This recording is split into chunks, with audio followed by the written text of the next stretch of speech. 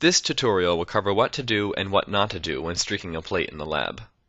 Things you're going to need include a source of bacteria, either liquid culture or bacteria on a previously streaked plate, a new plate with which to transfer your bacteria to, what's called an inoculating loop, which will transfer bacteria from either liquid culture or your solid culture onto your new plate, lighters, a Bunsen burner for sterilizing the loop, and of course, safety glasses.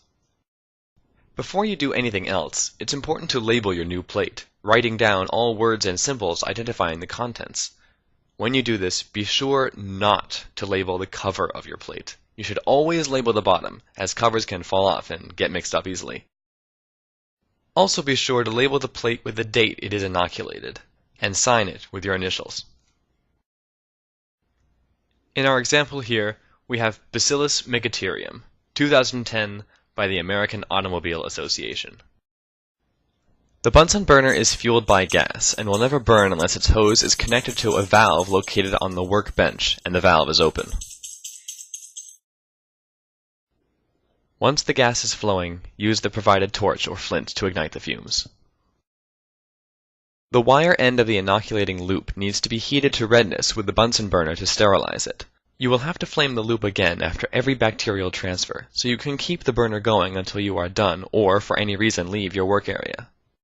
Never allow the sterile loop to come in contact with any non-sterile surface, essentially everything. If it does, just simply sterilize it again. Every time you flame the loop, it will be very hot. You can test the temperature by touching the loop to an empty space on the agar. If the loop isn't allowed to cool, the bacteria transferred will surely die. When taking bacteria cultured on a plate, select cells from only a single colony.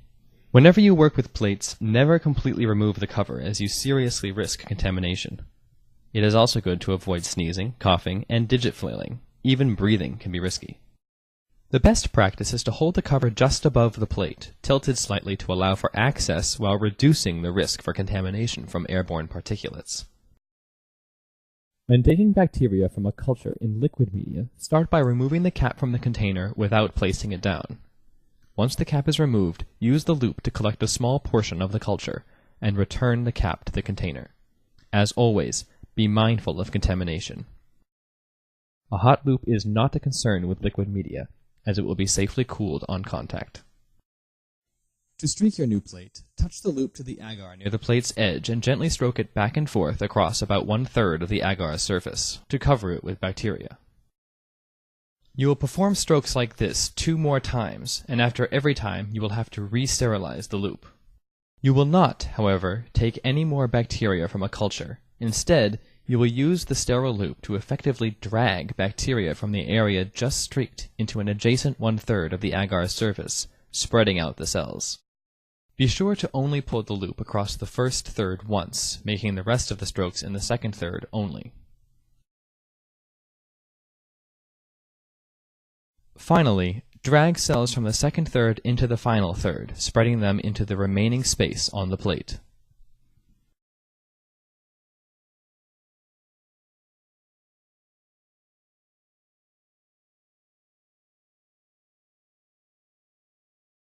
The plate is now streaked and must next be incubated for the cells to divide effectively. Different cells grow most efficiently at different temperatures. In this case, we are culturing Bacillus, which grows best at 30 degrees Celsius.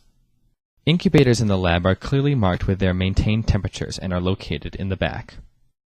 In the case of Bacillus, we will wait up to 48 hours before we check the plate for growth.